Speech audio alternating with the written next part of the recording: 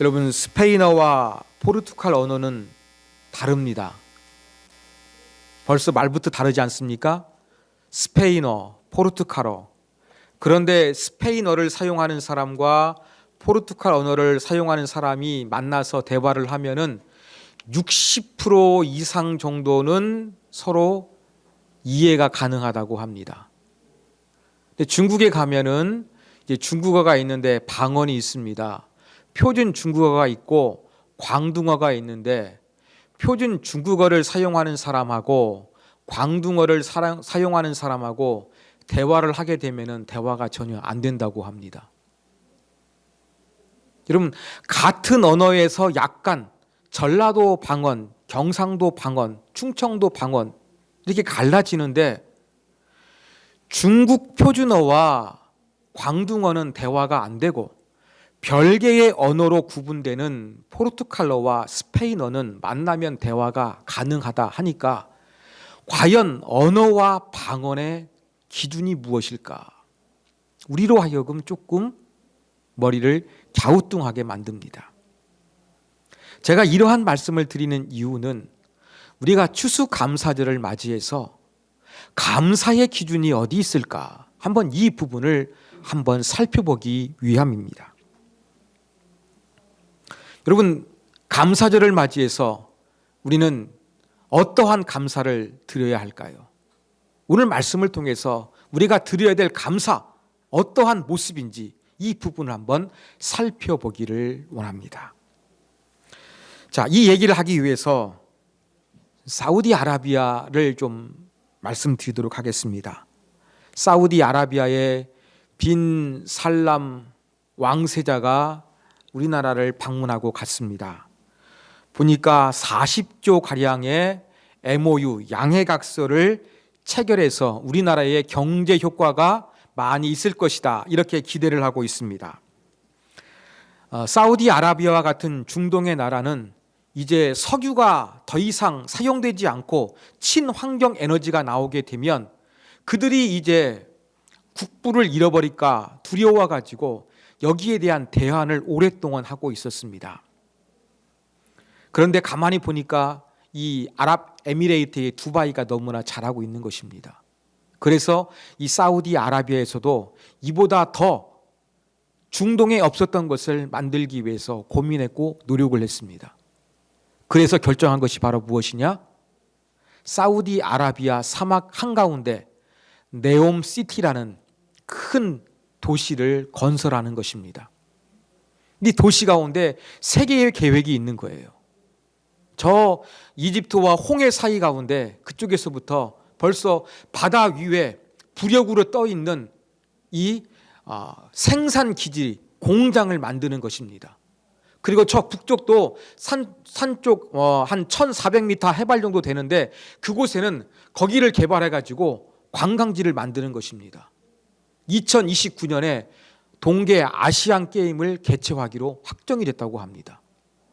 중동에서 이렇게 스키를 탈 수 있는 레저 시설을 만드는 것입니다. 이 가운데 가장 핵심이 무엇이냐면 더 라인이라는 도시입니다. 근데 이 도시가 아주 깁니다. 여러분, 저는 가보지 않았습니다만 잠실에 가면은 롯데타워가 500m가 넘어간다고 합니다. 그런데 이 롯데타워 높이로 이것을 폭을 잡았을 때 약 200m. 그래가지고 이것이 쭉 이제 연결이 되는데 무려 키로수가 170km입니다. 서울에서부터 강릉까지. 여러분, 롯데타워의 높이가 쭉 연결되어 있는 도시 한번 생각해 보십시오. 이러한 도시를 짓겠다고 지금 계획을 했고 이제 실행을 해나가고 있습니다. 그러면서 그 도시 가운데 친환경으로 지어가지고 자동차가 없는 도시, 170km지만 20분이면 끝에서 끝을 오갈 수 있는 그러한 스마트 도시를 만든다고 합니다. 그리고 거기에는 무려 900만 명의 사람이 거주해서 살아갈 수 있는 도시를 짓겠다. 이것을 지금 실행하고 있습니다.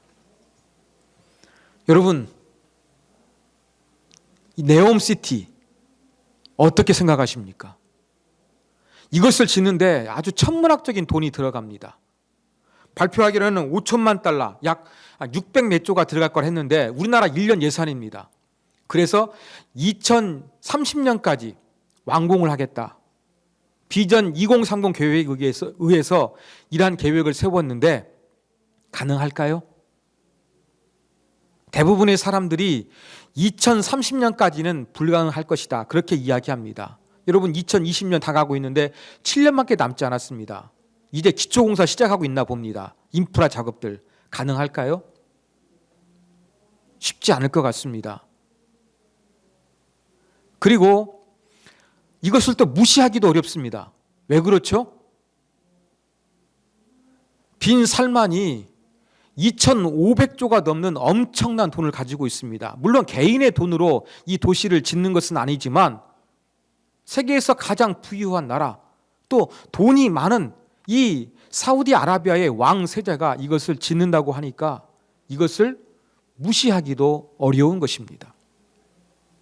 여러분, 더 네옴이라는 사우디아라비아가 진행하고 있는 거대한 스마트 도시, 이것을 우리가 믿어야 할 것인가, 믿지 말아야 할 것인가, 상당히 결정하기가 어렵습니다. 제가 이것을 말씀드리는 이유는 우리가 이 시대에 어떻게 감사할 것인가, 감사할 것인가, 감사하지 않아도 될 것인가, 이러한 고민을 한번 해볼 수 있는 사회 구조가 되지 않았나, 그러한 현실을 우리가 살고 있지 않았나, 이러한 생각이 들었기 때문에 제가 이것을 여러분들에게 말씀을 드린 것입니다. 그러면 감사를 해야 할 것인가, 하지 말아야 할 것인가, 이 본문에는 어떠한 감사가 있었는가 한번 살펴보도록 하겠습니다. 여러분, 우리나라에는 나환자촌이 있었습니다. 이렇게 나병에 걸린 사람들은 전염성이 있었기 때문에 같이 일반인들과 어울려 살 수가 없었고 격리되어서 그들의 부락을 형성해서 따로 살았습니다. 이것을 나환자촌이라고 불렀습니다. 유대 사회도 마찬가지였습니다. 나병에 걸리게 되면 전염성도 있었고 또 율법에 의해서 격리, 사회적으로 추방을 명령했기 때문에 그들은 이 공동체에서 나와서 다른 곳에서 그들이 삶을 살아가야만 했습니다. 그래서 산속이나 동굴이나 사막의 움막에서 살아가는데 여러분, 죽지 못해 살아가는 것입니다. 희망을 가지고 살아가는 것이 아니라 그냥 죽지 못해 살아가는 것입니다. 완전히 사회적으로 격리가 되었습니다. 그것뿐만 아니라 몸도 성하지 않습니다. 나병에 걸리면 몸 이것저것에서 고름이 생깁니다. 냄새가 납니다. 살이 썩어 문드러져 갑니다. 외로운 혼자만의 삶, 자기의 몸이 건강하지 못하고 썩어 문드러져 가는 것을 바라봐야 되는 삶, 여러분 얼마나 괴로웠겠습니까? 이러한 삶을 살아가고 있는 이 나환자들이 있었나 봅니다. 그런데 어느 날 예수님께서 사마리아와 갈릴리 사이를 지나서 예루살렘을 향하여 올라가고 계셨습니다. 그 예수님이 어느 마을을 지나시는데 마침 이 나병에 걸린 사람들이 마을 가까이 왔습니다. 이것은 이례적인 것입니다. 왜냐하면 제가 말씀드린 대로 나병에 걸린 사람은 공동체에서, 마을에서, 추방해서 격리된 삶을 살아가야 되는데 그들이 마을에 나타난 것입니다. 여러분, 나병에 걸리게 되면은 정상인이 저 멀리에서 지나가게 되면은 전염성이 있으니까 부정하다, 부정하다, 나는 부정한 사람입니다, 이렇게 말을 했어야 됐어요. 그래야 그 사람이 나와 함께 부딪히지 아니하고 전염병을 예방할 수가 있는 것입니다. 만일 이러한 말을 행하지 아니하면 이 전염병에 걸린 나병 환자를 돌로 쳐서 죽여도 아무 감옥 갈 사유가 되지 아니했습니다. 그런데 사랑하는 여러분, 법이 아무리 나병 환자가 아무 말 안 해도 돌을 던져 죽일 수가 있겠습니까? 불쌍한 사람에게 돌 던질 만한 사람이 얼마나 되겠습니까? 사람이 그렇게 못하겠지요. 여러분 성경도 잘 읽어보면은 이 나아만 장군도 그랬고, 비록 나병에 걸리지만 완전히 사회에 격리된 것이 아니라 그래도 사회하고 연결고리가 있어서 살아갔던 것으로 보입니다. 그러면 지금 예수님이 지나가는 마을 가운데 이 10명의 나병 환자들도 나왔어요. 왜 나왔겠습니까? 10중 8구 그들이 먹을 것이 없었기 때문에 아마 구걸하기 위해서 마을로 나왔던 것으로 보입니다. 그런데 마을에 와서 기동량을 해보니까 놀라운 능력을 가지신 예수님께서 이 마을을 방문했다는 이야기를 듣게 되는 것입니다. 많은 것을 통해서 많은 사람들을 배불리 먹이셨고, 또 놀라운 능력을 행하셨고, 귀신을 쫓아내셨고, 심각한 질병으로부터 사람을 고치셨다는 이야기를 분명히 듣게 되었을 것입니다. 그러자 나병 환자가 예수님께 대한 소문을 듣고서 반응합니다. 13절. 예수 선생님이여 우리를 불쌍히 여기소서, 이렇게 외쳤습니다. 여러분, 예수 선생님이여 이렇게 부르는 것은 이해가 됩니다. 우리를 불쌍히 여기소서, 이렇게 말한 것은 조금 의아하지 않습니까? 예수님이 병을 고치셨다고 한다 그러면 구체적으로 어떻게 요구해야 되겠습니까? 예수 선생님, 우리의 나병을 고쳐주소서, 이렇게 말해야 되지 않겠습니까? 이러한 표현을 사용하고 있지 않습니다. 제가 볼 때 두 가지 가능성이 있습니다. 한 가지는 나병에 걸린 사람들은 자기가 나병에 걸렸다는 그 단어를 사용하기를 싫어합니다. 제가 한번 말씀을 드렸는데 저희 아버님께서 어느 교회에 부흥회를 가셨는데 말씀이 좋으니까 다른 이웃교회 목사님을 오시라고 초청했나 봅니다. 그래서 저희 아버님이 설교하셨어요. 근데 그 설교의 내용이 바로 무엇이었냐면 나병에 관련된 것이었습니다. 근데 그 목사님이 나병 환자촌에서 목회하시는 분이에요. 그래가지고 저희 아버님이 그 교회에 부흥회 인도하러 가시지 못했습니다. 나중에 알고 보니까 이 나 환자들이 모여 사는 교회에서는 나병이라는 성경의 단어가 나오면 읽지 않고 이렇게 하고 넘어간다는 겁니다.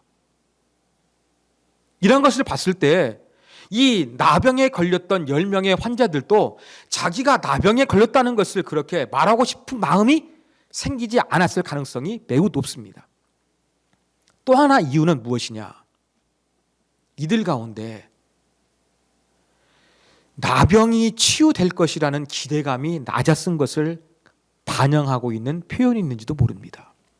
그래, 우리가 지금 구걸하기 위해서 마을에 와보니까 예수님이란 유명한 사람이 지나가는데 우리는 사회적으로 추방됐고 이미 몸이 썩을 대로 썩어가고 있는데 우리가 무슨 소망이 있겠어? 그러니까 뭘 기대한 겁니까? 병이 낫기를 기대하는 것이 아니라 그저 나 불쌍히 여겨주세요. 어쩌면 내가 지금 구걸하기 위해서 먹을 거 해결하기 위해서 왔는데 나 먹을 것 좀 주세요. 이러한 심정으로서 병이 낫기를 기대하지 아니하고 그저 나를 조금 불쌍히 여겨달라, 나를 좀 도와달라, 이러한 의미로 이렇게 고백했는지도 모르겠습니다. 그런데 이러한 나병 환자들의 외침을 통하여 예수님은 무엇이라고 반응하셨습니까? 14절. 보시고 이르시되 가서 제사장들에게 너희의 몸을 보이라 하셨더니 그들이 가다가 깨끗함을 받은지라. 예수님은 그 소리를 듣고서 뭐라고 하십니까? 야, 너희들 다 제사장에 가서 너희 몸 보여. 알았지?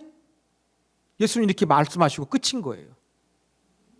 근데 나병 환자들은 예수님이 반응하시니까 그래도 한번 순정해 보자 하는 그런 마음을 가지고 뚜벅뚜벅 걸어가지고 제사장을 향해서 갔나 봅니다.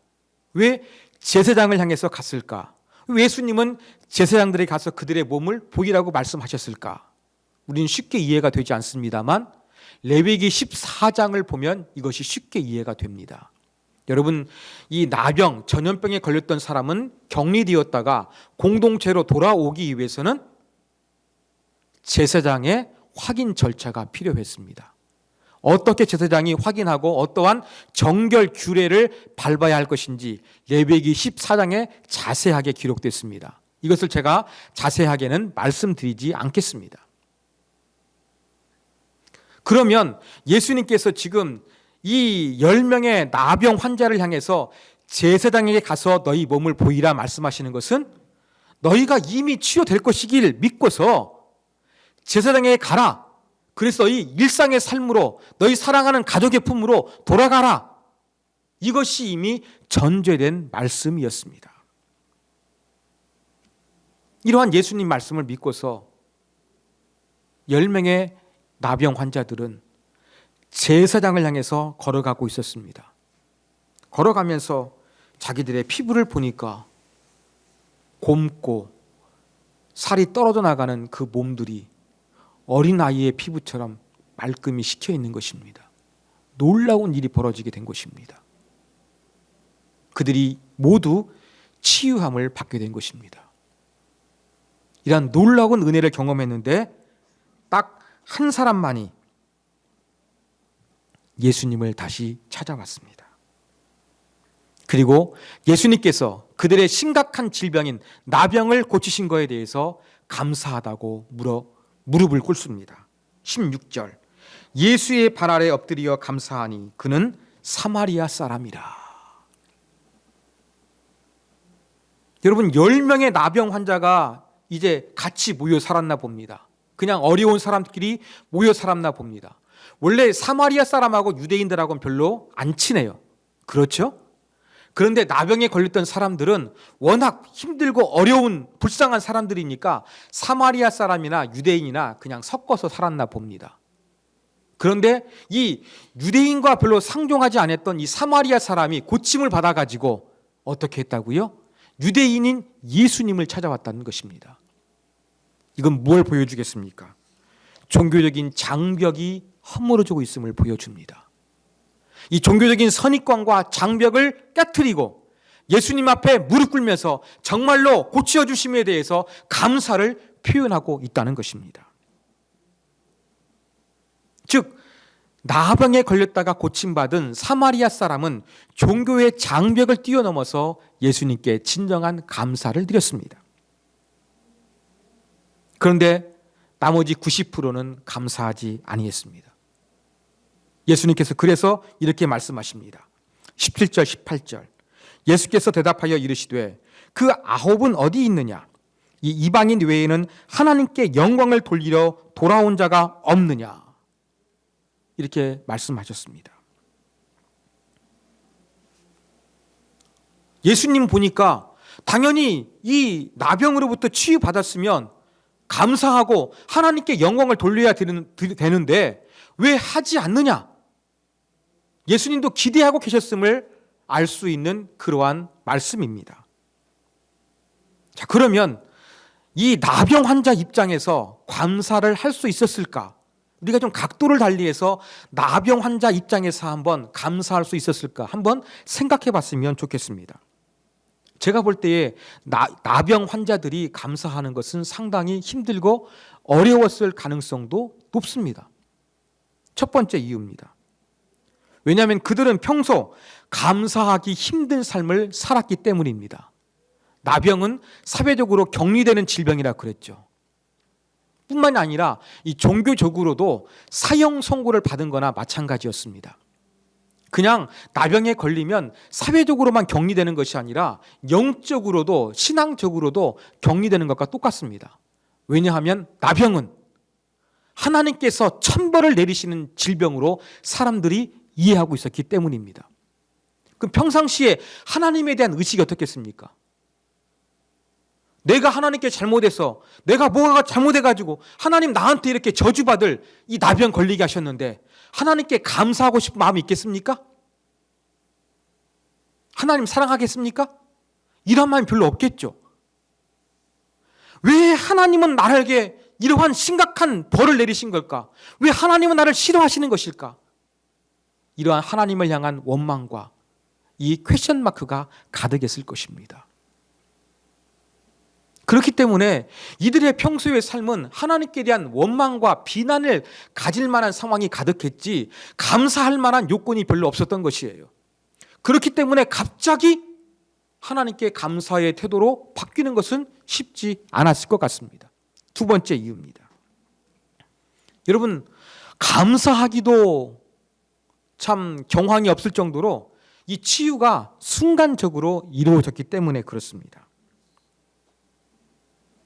여러분, 예수 선생님이여 우리를 불쌍히 여기소서 이렇게 외쳤어요.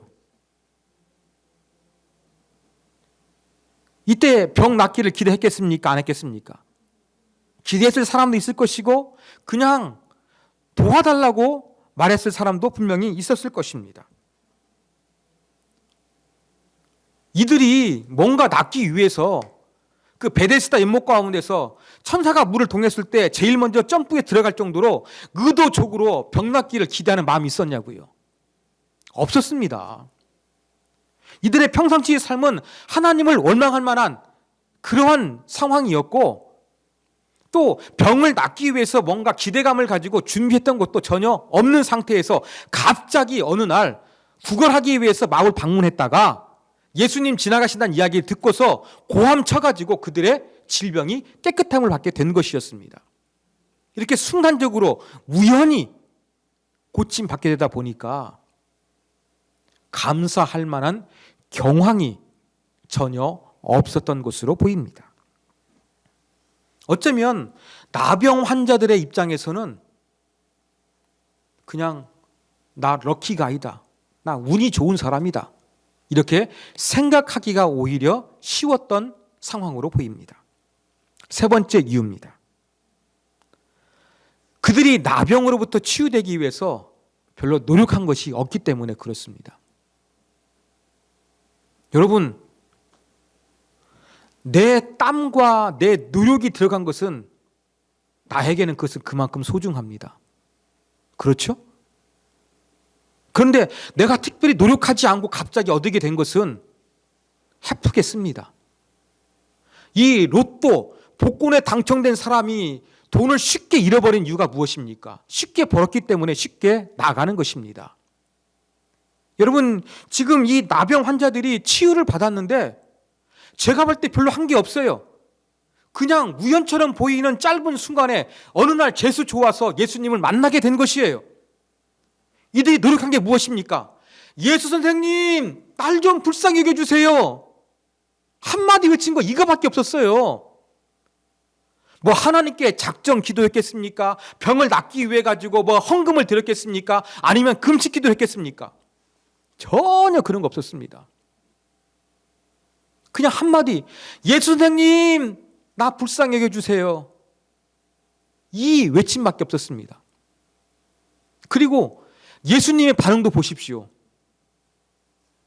예수님이 분명히 그들의 나병을 고쳐주셨는데 예수님도 뭔가 그들을 위해서 많은 노력하셨습니까? 찾아오시고 안아주시고 얼마나 힘들었니? 내가 위로해 줄게. 예수님 이런 다정한 사랑의 말씀 하셨습니까? 아니잖아요. 멀리서 외치는 소리 듣고 얘들아 너희들 제사장에 가서 너희 몸 보이고 집으로 돌아가. 알았지? 예수님도 뭔가 하신 게 별로 없는 거예요. 이 나병 환자들의 입장에서 보면 그냥 말씀만 하신 거예요. 병을 고쳐준 사람이나 병이 낫게 된 사람이나 별로 어떻게 보면은 노력한 흔적이 별로 없습니다. 행동한 게 별로 없는 거예요.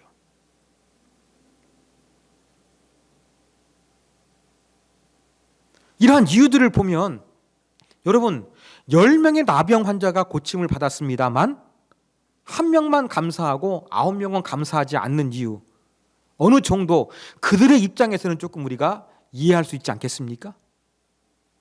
저는 이해가 됩니다. 그러면 우리는 무엇을 감사할 것인가? 이게 중요합니다. 여러분, 저는 이 시대에 우리가 감사절을 지키고 있습니다만 이 나병에 걸렸던 사람들이 진정으로 예수님을 향해서 하나님께 영광을 돌려드리기가 어려웠던 것처럼 바로 이 시대도 비슷하다고 생각을 합니다. 왜 그럴까요? 너무나 모든 것이 불확실하기 때문에 그렇습니다. 아까 말씀드린 대로 우리가 열심히 믿음을 가지고 의지를 가지고 인내하며 기도해서 하나님이 들어주시면 감사하기가 쉬워요. 근데 현대 사회는 하나님께서 은혜를 주신 것처럼 보여지는 것이 별로 없는 거예요. 제가 아까 네옴시티 말씀드렸잖아요.